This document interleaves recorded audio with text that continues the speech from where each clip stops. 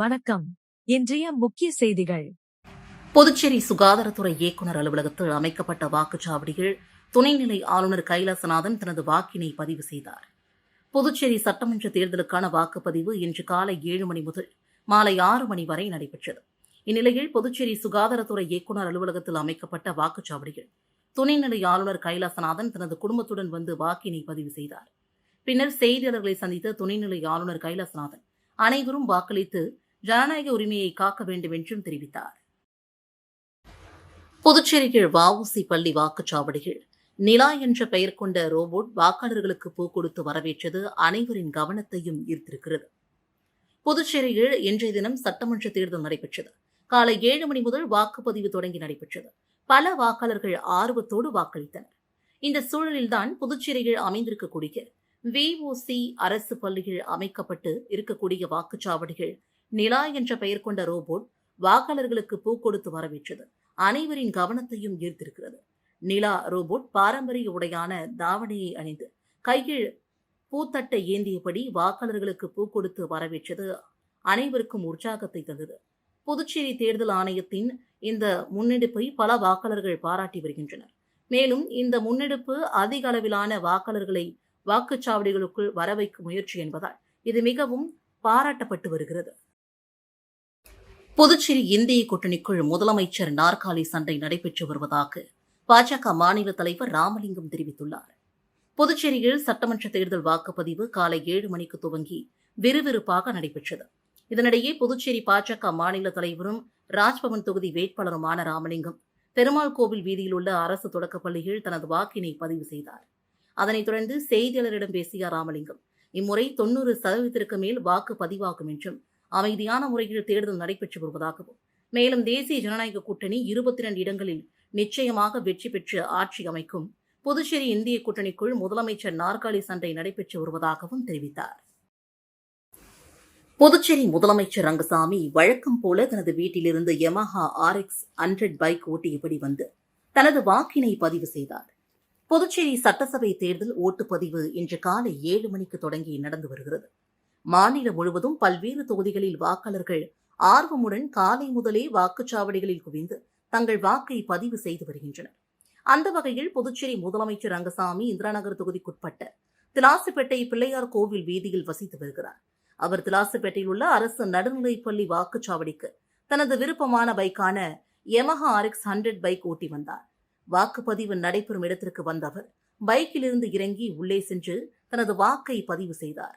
பின்னர் வாக்குச்சாவடியிலிருந்து வெளியே வந்தவர் மீண்டும் யமஹா RX 100 பைக்கில் ஏறி ஆன் செய்து தனது வீட்டிற்கு ஓட்டி சென்றார். பின்னர் செய்தியாளர்களிடம் பேசிய முதலமைச்சர் ரங்கசாமி அவர்கள் பெருவாரியான இடங்கள் பெற்று மீண்டும் தேசிய ஜனநாயக கூட்டணி ஆட்சி அமைக்கும் என்றும் வாக்களித்த பின்பு நிறைவாக உள்ளதாகவும் ஆட்சி அமைப்பதற்கு தேவையான இடங்களை தாண்டி அதிகமான இடங்களை பெறுவோம் என்றும் கடந்த தேர்தலின் போது வாக்களிக்க செல்வதற்கு முன்பாக பசுமாடு குறுக்கே வந்ததாகவும் அதேபோல இந்த முறையும் நீங்கள் வாக்களிக்க வெளியே வரும் பொழுது பசுமாடு உங்கள் முன்பு குறுக்கே சென்றது குறித்து செய்தியாளர்கள் கேட்ட கேள்விக்கு சைலண்டாக கடவுள் இருக்கிறார் என்று சிரித்தபடி மேலே கையை காட்டிய முதலமைச்சர் ரங்கசாமி அவர்கள் மாநில அந்தஸ்து பெறும் வரை தொடர்ந்து மத்திய அரசை வலியுறுத்துவோம் என்றும் கூறினார்.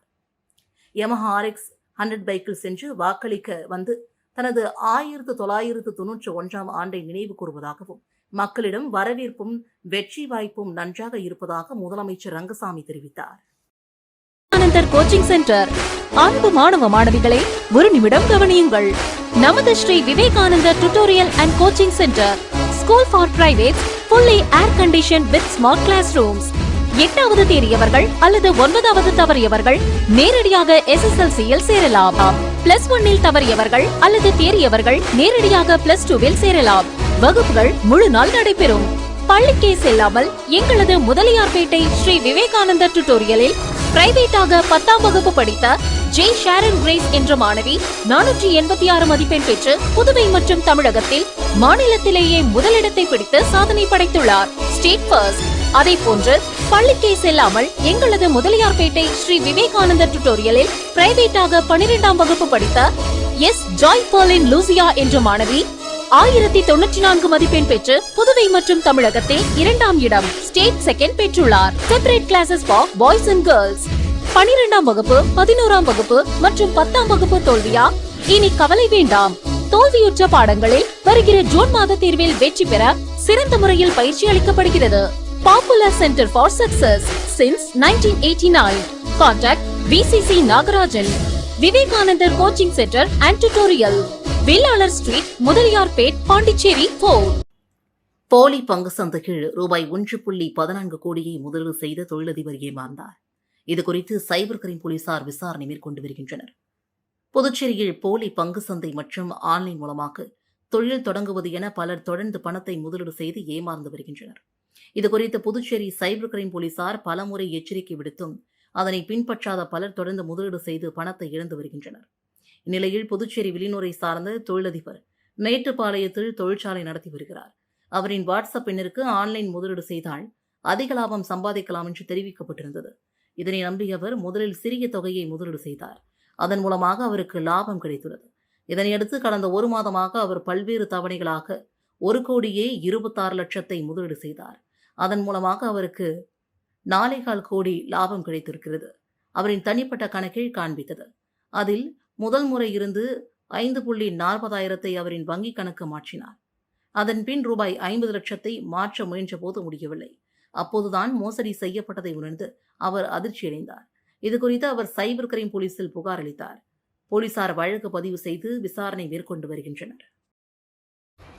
ஏனாம் தொகுதி என்ஆர் காங்கிரஸ் வேட்பாளர் மல்லாடி கிருஷ்ணாராவ் தனது வாக்கினை பதிவு செய்தார். புதுச்சேரியில் சட்டப்பேரவை தேர்தலுக்கான வாக்குப்பதிவு இன்று காலை 7 மணி முதல் மாலை 6 மணி வரை நடைபெற்றது. மக்கள் ஆர்வத்துடன் கலந்து கொண்டு வாக்களித்தனர். இந்நிலையில் ஏனாம் தொகுதியில் என்ஆர் காங்கிரஸ் சார்பில் போட்டியிடும் முன்னாள் அமைச்சர் மல்லாடி கிருஷ்ணாராவ் சுப்பிரமணிய பாரதி தெருவில் உள்ள கால்நடை மருத்துவமனையில் அமைக்கப்பட்டுள்ள வாக்குச்சாவடியில் தனது குடும்பத்துடன் சென்று வாக்களித்து ஜனநாயக கடமையை ஆற்றினார். மேலும் ஏனாம் தொகுதியில் என்ஆர் காங்கிரஸ் மிகப்பெரிய வெற்றி பெறும் என்றும் மீண்டும் தேசிய ஜனநாயக கூட்டணி ஆட்சி அமையும் என்றும் நம்பிக்கை தெரிவித்தார். புதுச்சேரி லாஸ்பேட்டை தொகுதியில் போட்டியிடும் என்ஆர் காங்கிரஸ் வேட்பாளர் VP சிவக்கொழுந்து நாவலர் நெடுஞ்செழியன் அரசு பள்ளியில் அமைக்கப்பட்ட வாக்குச்சாவடியில் தனது வாக்கினை பதிவு செய்தார். புதுச்சேரி சட்டமன்ற தேர்தலில் தேசிய ஜனநாயக கூட்டணியில் லாஸ்பேட்டை தொகுதியில் என்ஆர் காங்கிரஸ் வேட்பாளராக VP சிவக்கொழுந்து போட்டியிடுகிறார். இன்று வாக்குப்பதிவை முன்னிட்டு அவர் நாவலர் நெடுஞ்செழியன் அரசு மேல்நிலைப் பள்ளியில் அமைக்கப்பட்ட வாக்குச்சாவடியில் தனது வாக்கினை பதிவு செய்தார். தொடர்ந்து சப்தகிரி அறக்கட்டளை பொறுப்பாளர் VPS ரமேஷ்குமாரும் தனது வாக்கினை பதிவு செய்தார். தொடர்ந்து என்ஆர் காங்கிரஸ் வேட்பாளர் VP சிவக்கொழுந்து லாஸ்பேட்டை தொகுதி முழுவதும் அமைக்கப்பட்ட வாக்குச்சாவடிக்கு சென்று ஆய்வு மேற்கொண்டார்.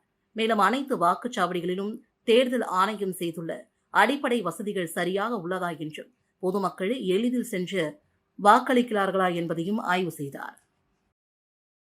இத்துடன் செய்திகள் நிறைவடைந்தன. வணக்கம்.